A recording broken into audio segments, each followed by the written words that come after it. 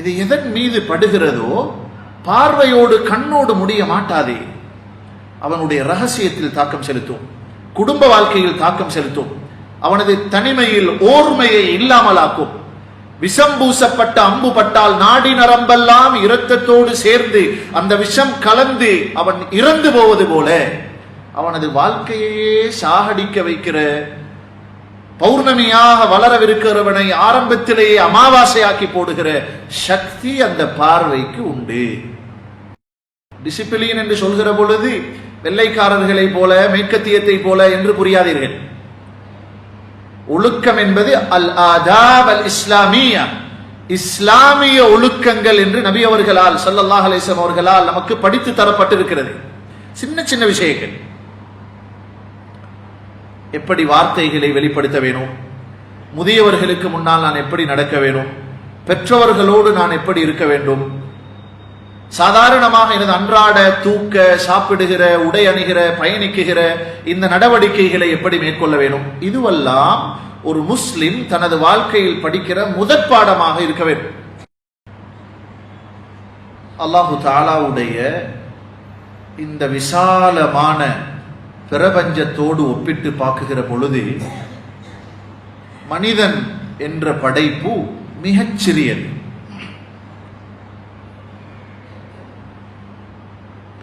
அதன் வாழ்நாளும் மிக குறுகிய வாழ்நாள். நம்மை விட பல 100 வருஷங்கள் வாழுகிற ஆயுட்காலம் கொடுக்கப்பட்ட ஏராளமான படைப்புகள் இருக்கின்றன. நம்மை விட பலத்தால், பருமனால் மிக வலிமையான பெருத்த ஏராளமான படைப்புகள் உள்ளன. அல்லாஹ்வுடைய நல்லடியார்களே, எனினும் ஒரு வித்தியாசமான அல்லாஹ்வுடைய தேர்வு இந்த மனிதனை சிறப்பானவனாக, கௌரவமானவனாக, படைப்புகளுக்கெல்லாம் விசேஷமானவனாக தெரிவு செய்து நம்முடைய இந்த சின்ன 60க்கும் 70க்கும் இடைப்பட்ட ஒரு குறுகிய கால வாழ்க்கையை நிரந்தரமான நிம்மதிக்கும் சந்தோஷத்திற்கும் இரண்டுக்குமே உரிய அந்த சுவர்க்கத்தை தயாரிப்பதற்கான வாழ்க்கையாக ஆக்கியிருப்பதனால் இந்த சின்ன வாழ்க்கையை, அற்பமான வாழ்க்கையை மறுமையோடு ஒப்பிடுகிற பொழுது பெருமதி மிக்கதாக ஆக்கி வைத்து விட்டார். நபியுல்லாஹி ஸல்லல்லாஹு அலைஹி வஸல்லம் இந்த உலக வாழ்க்கையின் சிறுமையை பற்றி சொன்னார்கள். மத்துன்யா ஃபில் ஆஹிரா, உலக வாழ்க்கையை ஆகிரத்தோடு ஒப்பிடுகிற பொழுது, ஆகிரத்துடைய இன்பங்கள் உலகத்துடைய இன்பங்கள், ஆகிரத்துடைய காலம் உலகத்துடைய காலங்கள் ஒப்பிடுகிற பொழுது இல்லா மிஸ்லு மா யஜ்அலு அஹதுக்கும் உஸ்புஅஹு ஃபில் யம் ஃபல்யன்துர் பிமா யர்ஜிஅ, உங்களில் ஒருவர் தனது விரலை கடலில் முக்கி எடுத்தால் அந்த விரலில் ஒட்டி இருக்குகிற தண்ணீரின் அளவு எவ்வளவு இருக்கும்? இந்த அளவை போலதான் ஆகிரத் என்ற கடலோடு ஒப்பிடுகிற பொழுது மனித வாழ்க்கையின் சந்தோஷங்களும் நாட்களும் நிமிஷங்களும் ஆயுள்களும் பெருமதியற்றது. ஆனால் ஆகிரத்தை தயாரிக்க வந்திருக்கிறோம் என்ற ரீதியில் இது மிக பெருமதியானது. இதன் ஒவ்வொரு வினாடியும் கோடிக்கணக்கில் பெருமதி உள்ளது. அதை மனிதன் நிச்சயமாக வாழுகிற பொழுது புரிவதே இல்லை. எப்பொழுது மனிதனுக்கு மரணம் வந்து பிடித்துக் கொள்கிறதோ அப்பொழுதுதான் அவன் இந்த உலக வாழ்க்கையின் பெருமதிகளை, நாட்களுடைய, வருஷத்துடைய, மாதங்களுடைய அல்ல, செகண்டுடைய, வினாடிகளுடைய பெருமதியை புரிகிறான்.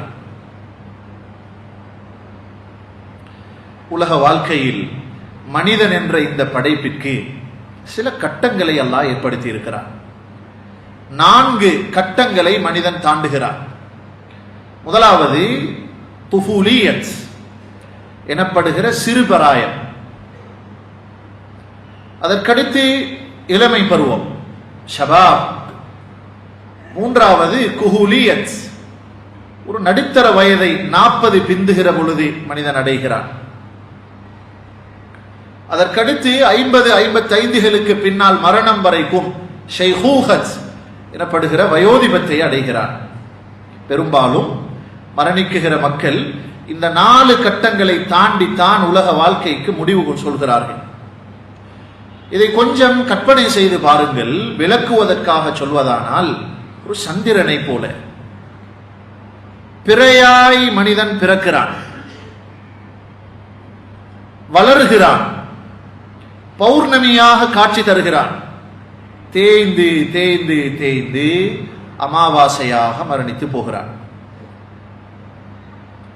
சிறுபிள்ளையாக வளர்ந்தவன், வாலிபத்தில் துடித்தவன், அவனது வயோதிபத்தில் தேய்ந்து போய் மரணித்து போகிறான்.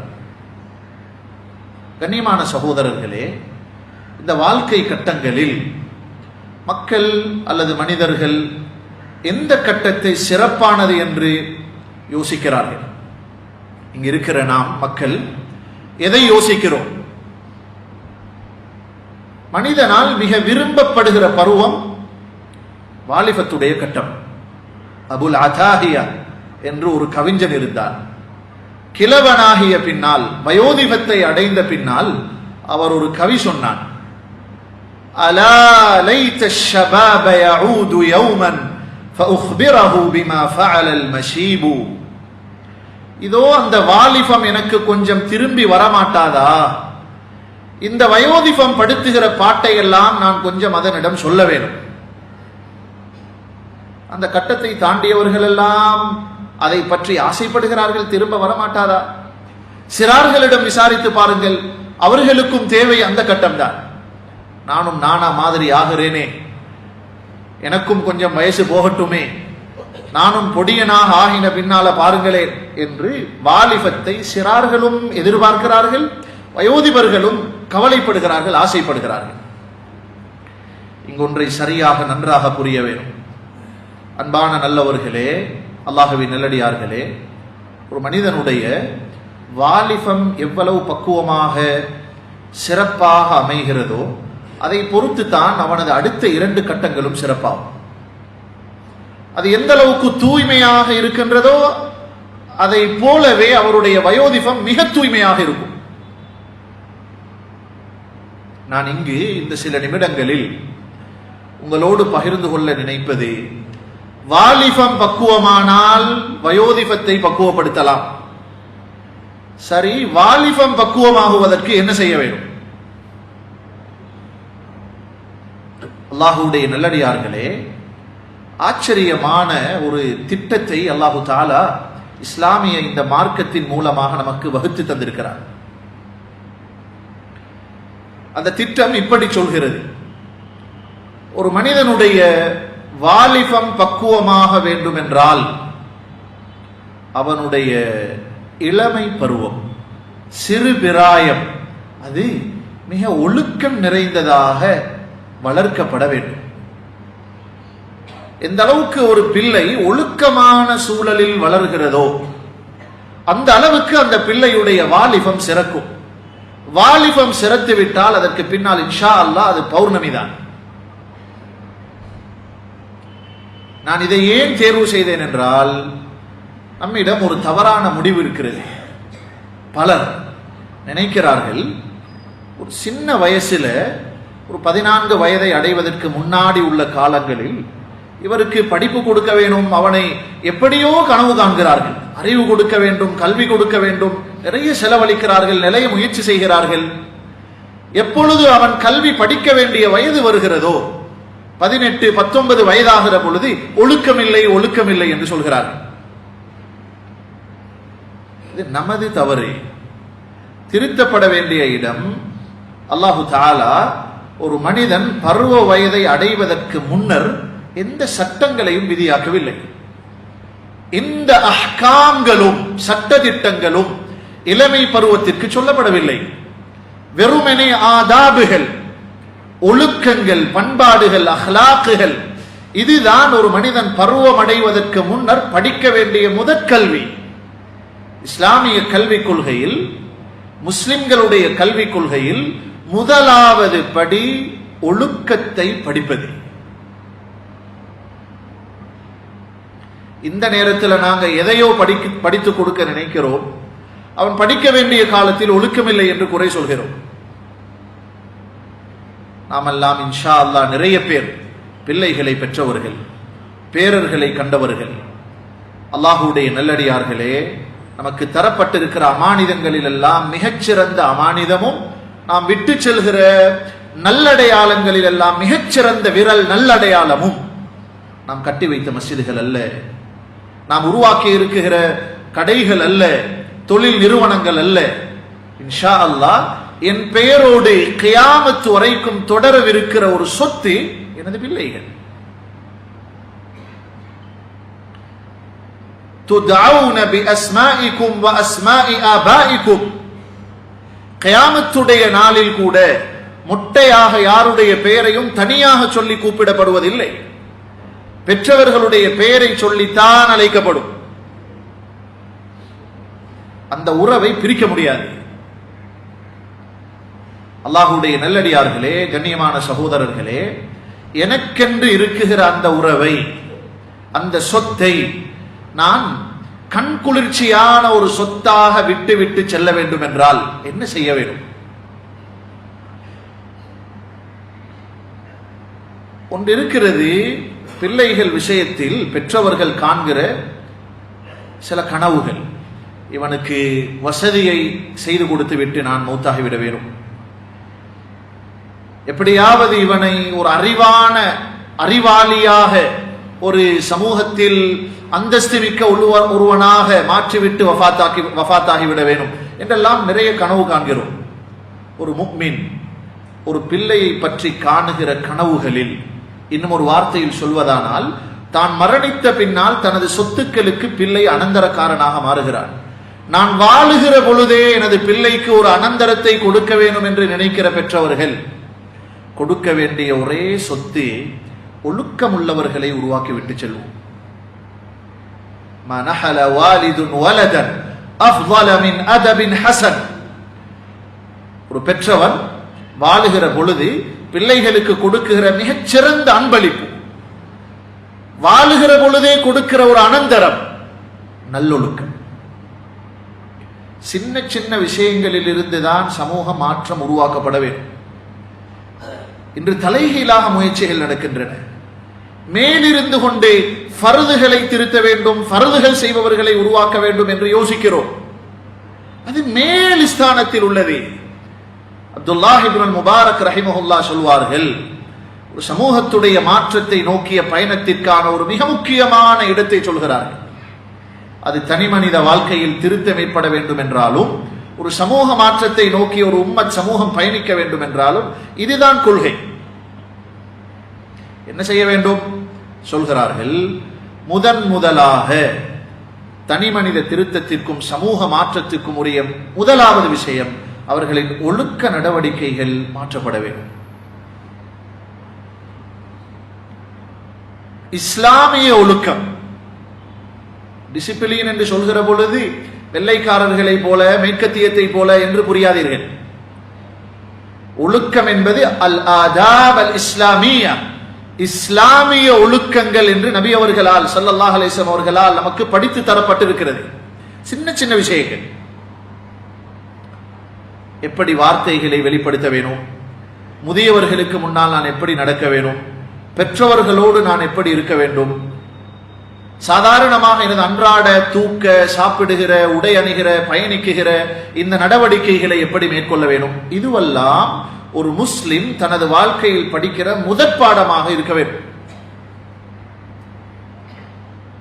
உலகத்துல பாருங்க, எந்த துறையில் யார் இருந்தாலும், அவர் வசதியானவராக இருக்கலாம், அறிவானவராக இருக்கலாம், மார்க்க தெளிவு பெற்றவராக இருக்கலாம், யாராக இருந்தாலும் அவரை நல்லவர் என்று சொல்வதற்கு எதையும் நாம் பார்ப்பதில்லை.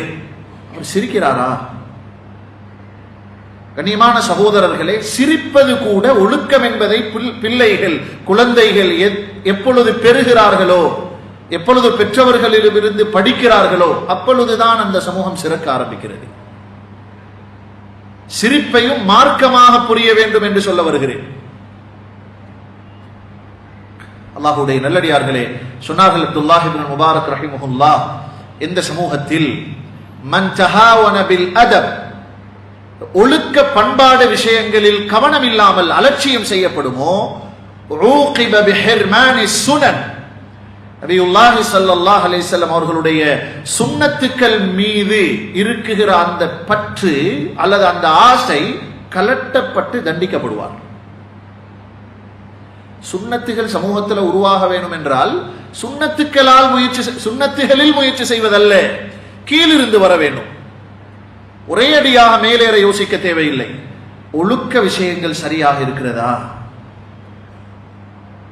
ஒமன் தஹாவன பிஸ்ஸுனன், சுன்னத்துக்களில் பொடுபோக்கு ஏற்பட்டால் ஊகிப பிஹிர்மானில் ஃபராயித், அல்லாஹ்வுக்கு செய்ய வேண்டிய கடமைகளில் ஃபர்லான விஷயங்களில் அவருக்கு இருக்கிற அந்த ஆர்வம் பறிக்கப்பட்டு தண்டிக்கப்படுவார்.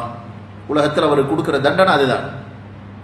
ஒமன் தஹாவன பில் ஃபராயித், யாருக்கு ஃபர்துகளிலும் கவனம் இல்லாமல் அலட்சியம் உண்டாகுமோ ஊகிப பிஹிர்மானில் மஅரிஃபா, அல்லாஹ்வுக்கும் அடியானுக்கும் இடையிலான அந்த உறவு துண்டிக்கப்பட்டு விடும்.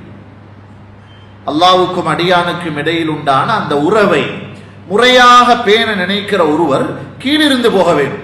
என்னிடம் ஒழுக்க விஷயங்கள் பண்பாடுகள் முறையாக இருக்கிறதா, இன்ஷா அல்லாஹ் சுன்னத்துகளில் ஆர்வம் பிறக்கும். சுன்னத்துக்களில் ஆர்வம் இருக்கிறதா, ஃபர்துகளில் கவனம் பிறக்கும். ஃபர்தில் கவனம் இருக்கிறதா, அல்லாஹ்வோடு இணைய ஆரம்பிப்பார். அதில் ஒரு இன்பம் உருவாகும். அதற்காக சிரமப்படுவதில் அவர் இன்பம் காணுவார். அல்லாஹு தஆலா பரிசுத்தமான குர்ஆனில் இந்த சிறார்களோடு பேசுகிற சிறார்கள் விஷயத்தை பற்றி சொல்கிற பொழுதெல்லாம் சட்டங்கள் எதையும் பேசாமல் வெறுமனே இந்த ஒழுக்க விஷயங்களை பேசுவதை அவதானிக்கலாம். பாருங்க, கணவன் மனைவியாக நாம் வீட்டுள்ளுக்கு இருக்கிறோம். நமது பிள்ளைதான் நமது அறைக்குள் வருவதாக இருந்தால் அனுமதி கேட்டுவிட்டு வரட்டும். இதை அல்லாஹு தஆலா எங்களுக்கு படித்து தருகிறான். உங்களோட பிள்ளைகளுக்கு இதை சொல்லிக் கொடுங்க. யா அய்யுஹல்லதீன ஆமனு, ஈமான் கொண்டவர்களே, லியஸ்தஅذின்குமுல்லதீன மலகத் ஐமானுக்கும் வல்லதீன லம் யப்லுகுல் ஹுலும மின்கும் ثلاث مرات, உங்களது அடிமைகள், வலக்கரம் சொந்தமாக்கிய அடிமைகள் இந்த காலத்தில் கிடையாது. வல்லதீன லம் யப்லுகுல் ஹுலும், பருவத்தை அடையாத சிறார்கள். லியஸ்தஅذின்கும், நீங்கள் இருக்கிற இடத்திற்கு வருவதாக இருந்தால் வரவா வாப்பா என்று சலாம் சொல்லி அனுமதி கேட்டுவிட்டு வரட்டும். இதை ஏன் சொல்ல வேணும்? ஒரு பிள்ளையுடைய, ஒரு மனிதனுடைய தலையெழுத்தை சில விஷயங்கள் தீர்மானிக்கும். அதில் மிக முக்கியமாக அவனது ஐம்புலன்களோடு சம்பந்தப்படுகிற 3 விஷயங்கள் உள்ளன. இது மார்க்கமும் தான், மனோயியலும் தான். ஒன்று, ஒரு மனிதன் எதை அதிகமாக பார்க்கிறானோ அது அவனது தலையெழுத்தை மாற்றி போடும். இரண்டாவது, அவன் எதை அதிகமாக கேட்கிறானோ அதுவும் அவனது தலையெழுத்தில் நிச்சயமாக பங்களிக்கும். மூன்றாவது, அவன் எதை பேசுகிறான், எதை பார்க்கிறான், எதை கேட்கிறான், எதை பேசுகிறான். அல்லாஹ்வுடைய நல்லடியார்களே, பார்வை என்பது சாதாரணமானதல்ல. தாய் தந்தை கணவன் மனைவியாக இருக்குகிற அந்த சூழலில் ஒரு பிள்ளை பிள்ளையாக இருக்கிற பொழுது சில விஷயங்களை பார்க்க கூடாதான். நமது பார்வைக்குத்தான் அவனுக்கு 3 வயது, அவனுக்கு 5 வயது. ஒவ்வொரு குழந்தைகளும், ஒவ்வொரு பிள்ளையும் ஒரு சிசிடிவி கேமராவை போல அவர்கள் அவதானித்துக் கொண்டே இருப்பார்கள். எப்பொழுது தேவைப்படுகிறதோ அப்பொழுது அதை வெளிப்படுத்துவார்கள். குழந்தைகள் எப்பொழுதும் கெட்ட வார்த்தைகளை பேசுவதில்லை, கேட்ட வார்த்தைகளை தான் பேசுகிறார்கள். இதுபோல அவர்கள் செய்வதும், அவர்களது நடவடிக்கைகளும், செயலும், சொல்லும், அவர்களது பார்வையும், கேள்வியும், சொல்லும் தீர்மானிக்கிறது. அல்லாஹ்வுடைய நல்லடியார்களே, பிள்ளைகள் பார்க்கக்கூடிய பார்வைகளை வீட்டுச் சூழலில் சுத்தப்படுத்துவோம். இது நாம் பிள்ளைகளுக்கு செய்கிற மிகப்பெரிய பேருபகாரம். நான் ஆரம்பத்தில் சொன்னது போல இதைவிட சிறந்த அன்பளிப்பை நாம் அவர்களுக்கு பெற்றுக் கொடுக்க முடியாது. கல்விமான்களாக ஆக்குவது இரண்டாவது. அவர்களின் பார்வைகள் தூய்மையாகிற விதத்தில் நமது சூழல், நமது வீட்டுச் சூழல், நமது சமூக சூழல் இது உண்டாக்கப்பட வேண்டும். இதில் வீடாக, ஊராக கவனம் செலுத்தப்பட வேண்டும். கவலையான விஷயம், இன்றெல்லாம் பெற்றவர்கள் குடும்பமாக அமர்ந்து கொண்டு 4 நிமிட கதையை 4 மாதத்திற்கு நாடகம் என்ற பெயரில் காட்சிப்படுத்தப்படுகிறது. டிராமா. அது ஒரு 4 நிமிஷ கதை. 4 மாதத்துக்கு ஓட்டுகிறார். குடும்பமாக உட்கார்ந்து ஏதோ ஃபர்து தொழுவது போல ஜமாத்தாக அதை பார்த்து கொண்டு அழுது விட்டு போய் தூங்குகிறார். எனக்கு விருப்பமானவருக்கு இப்படி ஒரு நிகழ்வு நடந்துருச்சே. சிலர் சந்தோஷமாக போய் தூங்குகிறார்கள். அவன் நடிக்கிறான். அவனது நடிப்பு இவனது நடப்பாக மாறுகிறது. அன்பான அல்லாஹ்வுடைய நல்லடியார்களே, பார்வைகள் எதை சொல்கிறதோ அது கனவாக நனவாக அவனது ஒவ்வொரு கட்டத்திற்கும் அது அது அது அதாவது தாக்கம் செலுத்த ஆரம்பிக்கிறது. சாதாரண விஷயமாக நினைக்காதீர்கள். சில பொழுது அசிங்கங்கள் கூட சாதாரணமானது என்ற இடத்திற்கு அந்த பார்வைகள் கொண்டு வந்து நிறுத்தும்.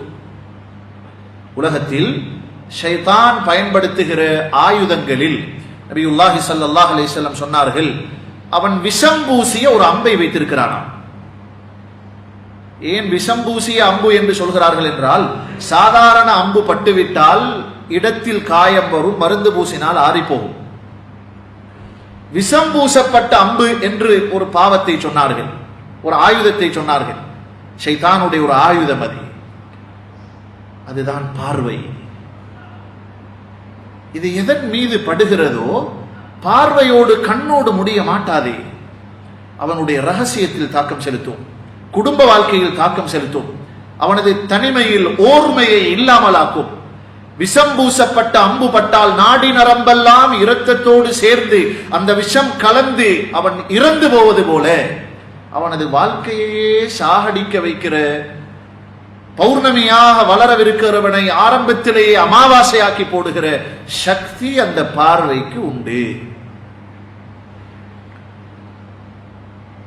சில ஹராம்களுடைய இன்பத்தை சிறுபிராயத்திலேயே ஊட்டி விடுகிறோம். அதனால் ஏற்படுகிற நட்டம், ஹலாலுடைய இன்பங்கள் பிள்ளைகளுடைய உள்ளத்தில் அதாவது குடிகொள்வதில்லை. இப்னுல் கய்யிம் ரஹிமஹுல்லாஹ் சொல்கிறார்கள், சிலர் ஆபாசமான அசிங்கமான பாடல்களை கேட்பதில் இன்பம் பெற்றிருக்கிறார்கள். யாரு பார்க்காவிட்டாலும் பார்த்தாலும் அவருக்கு அதை கேட்டுக்கொண்டே இருக்க வேண்டும். இசைகளுக்கு அடிமையானவர்கள், அசிங்கமான பாடல்களுக்கு அடிமையானவர்கள். சொல்கிறார்கள் இப்னுல் கய்யிம் மதாரிஜுஸ் சாலிகீன் என்ற தனது நூலில் எழுதுகிறார்கள், யாருடைய காது, யாருடைய உள்ளம் இந்த இசைக்கும் அசிங்கமான பாடல்களுக்கும் அடிமையாக இருக்கிறதோ அவர்களிடம் போய் கேட்டு பாருங்கள், கடைசியாக எப்பொழுது நீங்கள் குர்ஆனை கேட்டீர்கள்? யாருக்கு இதில் இன்பம் இருக்கிறதோ குர்ஆனுடைய இன்பம் பறிக்கப்பட்டே தீரும். மஜ்தமஅ ஹுப்புல் குர்ஆனி வ ஹுப்புல் கினாஇ ஃபீ கல்பி ரஜுல், எந்த மனிதனுடைய உள்ளத்திலும் இசையுடைய இன்பமும் குர்ஆனிய இன்பமும் ஒன்று சேரவே மாட்டாது. இது இருந்தால் அது இருக்கும், அது இருந்தால் இது இருக்க மாட்டாது. அல்லாஹ் பாதுகாக்க வேண்டும். நான் சொல்ல வருவது, பார்வை தூய்மையாக்கப்பட்டால், கேள்வி தூய்மையாக்கப்பட்டால் இந்த சூழல் உருவாக்கி கொடுக்கப்படுகிறதா? அவர்களது வார்த்தைகள் தூய்மையாக்கப்பட வேண்டும். இவைகளுடைய இந்த ஒழுக்க நடவடிக்கைகளை மேம்படுத்துவதற்காக என்னவெல்லாம் முயற்சிகள் செய்யப்படுகின்றனவோ அவைகளுக்குத்தான் முதலிடம் கொடுக்க வேண்டும். இந்த இடத்தில் இதனை ஞாபகப்படுத்துகிறேன். நம்முடைய குழந்தைகள், பிள்ளைகளில் உண்மையிலேயே மஸ்ஜிதுக்கு சென்று ஒரு உஸ்தாதுக்கு முன்னால் அல்லது முஅல்லிமாவுக்கு முன்னால் அமர்ந்து எனது பிள்ளை குர்ஆனை படிக்கிறானா, ஒழுக்கத்தை படிக்கிறானா, இதை கொஞ்சம் நீங்களாக கேட்டு பாருங்கள். உலகத்தில் எந்த துறையையும் வீட்டிலே உட்கார வைத்துக் கொண்டு ஆசிரியர்கள் அழைத்து படிப்பிப்பதில்லையே. எந்த கல்வியையும் நாம் ஆன்லைனில் தொடர விரும்புவதில்லையே. கண்ணியமான சகோதரர்களே, மியான்ஜி அல்லாமா அபுல் ஹசன் நத்வி ரஹிமஹுல்லாஹ் மிகப்பெரிய சமூக ஆய்வாளர், ரிஜாலுல் ஃபிக்ரி வத்தாவா என்ற தனது நூலில் இந்த செய்தியை சொல்கிறார்கள். வேறெந்த சமூகத்திலும் இல்லாத இஸ்லாமிய சமூகத்துக்கு மாத்திரம் வழங்கப்பட்ட ஒரு சோசியல் மீடியாவை போல ஒரு சமூக அதாவது தொடர்பாடல் மையம்தான் குர்ஆனுடைய மதரசாக்கள். இதை சிறிசாக இன்றைக்கு நாம் ஆக்கிட்டோம். எழுதுகிறார்கள், வேற எந்த சமூகத்திலும் இப்படி கிடையாது. ஒவ்வொரு நாளும் ஒவ்வொரு வீட்டிலிருந்தும் சிறுவர்கள் அந்தந்த ஊரில் இருக்கிற மஸ்ஜிதை நாடி தேடி வந்து கால் மடித்து வுதுவுடன் உட்கார்ந்து ஒழுக்கத்தையும் குர்ஆனையும் படித்துக் கொள்கிற இந்த தொடர்பாடல் வேறெங்கும் கிடையாது. எந்த சமூகத்தில் எந்த ஊரில் இது இல்லாமல் ஆகுமோ அவர்களுடைய வார்த்தை முர்த்தத்துகளை எதிர்பாருங்கள். சில விஷயங்கள் சின்ன வயசில் தான் புகுத்தப்பட வேண்டும். நம்மில் பலருக்கும் அனுபவம் உண்டு. கண்ணியமான அல்லாஹ்வுடைய நல்லடியார்களே, இஸ்லாத்துடைய மகத்துவம், குர்ஆனுடைய மகத்துவம் சிறுபிராயத்திலிருந்தே நாம் பழகி இருக்கிறோம். எப்படி குர்ஆன் மதரசாவுக்கு செல்லுகிற பொழுது உது செஞ்சியா என்று ஒரு பெற்றவர் கேட்கிறார். வேறெங்கு செல்லும் பொழுதும் இந்த கேள்வி வருவதில்லை. குர்ஆனை நெஞ்சோடு அணைத்துக் கொண்டு சுமந்து செல்கிறோம், முதுகில் அடித்துக் கொண்டு செல்வதில்லை. குர்ஆனுடைய ஒரு தாள் பாதையில் விழுந்திருந்தால் யாரு போட்டுட்டு போனாங்களோ தெரியாது என்று யோசிக்கிறோம். அதை வேறு எந்த கல்வித்தாள்கள் இருந்தாலும் அதை பற்றி பொருட்படுத்துவதில்லை. ஒரு மரியாதையான உணர்வை அன்றே இஸ்லாமிய உம்மத் புரிந்தது. சையதுனா உமர் இப்னுல் கத்தாப் ரலியல்லாஹு அன்ஹு தனது ஆட்சி காலத்தில் இந்த மாதிரியான கதாதீபுகளை, குர்ஆனுடைய மதரசாக்களை, மக்தபுகளை சம்பளம் கொடுத்து உஸ்தாதுகளை நியமித்து அவர்களுக்கென்று பாட நேரங்களை எல்லாம் வகுத்து வைத்திருந்ததை இப்னு கதீர் ரஹிமஹுல்லாஹ் எழுதி இருக்கிறார்கள். நாம் சொல்ல வருவது, ஒழுக்கங்கள் படிக்கப்பட வேண்டிய இடம் இஸ்லாமிய மையங்களான மஸ்ஜிதுகள். இங்கிருந்து செல்ல வேணும், பெற்றவர்கள் அதற்கு துணை புரிய வேண்டும். இதை புரிந்து கொண்டாலே பெரிய விடயம். அல்லாஹ்வுடைய நல்லடியார்களே, நமது பிள்ளைகளை நாம் விட்டு செல்கிற பொழுது நபியுல்லாஹி ஸல்லல்லாஹு அலைஹி வஸல்லம் சொன்னது போல, நீ விட்டு செல்கிற நல்லடையாளங்களில் உனது மௌத்துக்கு பின்னால் உனக்கு வந்து சேருகிற 3 விஷயங்கள் இருக்கின்றன. அந்த 3இல் ஒன்றுதான் வலதுன் சாலிஹ் யதுஊ லஹ். அந்த மையத்துக்காக, அந்த பெற்றவருக்காக துஆ செய்கிற சாலிஹான பிள்ளை. இங்கு வலதுன் ஆலிம், அறிவார்ந்த பிள்ளை அல்லது வேறு ஒரு வார்த்தையை சொல்லவில்லை. சாலிஹான, மார்க்க விழுமியங்கள் நிறைந்த, ஒழுக்க அதாவது பண்பாடுகள் நிறைந்த, அஹ்லாக்குகளோடு வாழுகிற இப்படிப்பட்ட பிள்ளைகள் உங்களுக்காக துஆ செய்கிற பொழுது நிச்சயமாக அந்த பிள்ளைகள் நீங்கள் விட்டு சென்ற சொத்துக்கள். ஆக அல்லாஹ்வுடைய நல்லடியார்களே, நமது பிள்ளைகள் எதை பார்க்கிறார்கள், எதை கேட்கிறார்கள், எதை பேசுகிறார்கள், இந்த 3 மனிதனுக்கு வழங்கப்பட்டிருக்கிற 5 புலன்களும் உள்ளத்தோடு தொடர்புடையது. நேரடி தொடர்பு இதற்கும் உள்ளத்துக்கும் தான்.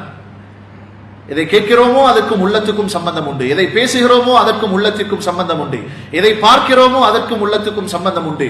இந்த 3 வழிகளும் மனிதனை கெடுப்பதற்கும் திருத்துவதற்கும் இந்த உள்ளத்தோடு சம்பந்தப்படுகிற முக்கிய 3 வழிகள். இவைகளை திருத்துவதற்கான முயற்சிகள் வீட்டு சூழலில் உருவாக்கப்பட வேண்டும். அது பார்க்கிற காட்சி முதல், கேட்கிற கேள்வி முதல், பேசுகிற வார்த்தைகள் முதல், இதற்காக நடாத்தப்படுகிற அத்தனை இடங்களும், அத்தனை அதாவது முயற்சிகளும் மிக மிக பாராட்டுக்குரியவை. ரசூலுல்லாஹி ஸல்லல்லாஹு அலைஹி வஸல்லம் இந்த ஒழுக்கத்தை பெரியவர்களான சஹாபாக்களுக்கு கூட போதித்திருக்கிறார்கள். ஒரு சஹாபி முடிவாராமல், தலை முடிவாராமல், சீவாமல் வந்து அமர்ந்திருந்தார். சஹீஹ் அபூ தாவூதில் இருக்கிறது. அஃபலா யஜிது அஹதுக்கும் மிஷ்தன் யம்தஷிது பிஹ். உங்களோட தலைமுடியை வார்ந்து கொள்வதற்கு ஒரு சீப்பு இல்லையா உங்களுக்கு என்று கேட்டார்கள். இன்னும் ஒருவர் செக்கச்சவேர் என்ற ஆடையோடு வந்து அமர்ந்திருந்தார். இது என்ன ஆடை இது? அதாவது ஆண்களுக்கு இந்த ஆடை அவ்வளவு பொருத்தமானதல்ல என்பது போல சின்ன சின்ன விஷயங்கள். நமது குழந்தைகளுக்கு ஃபர்ரிகு பைனல் மதாஜி', 7 வயதாகிவிட்டால் அவர்களது படுக்கைகளை பிரியுங்கள். இது சின்ன பாடம் அல்ல.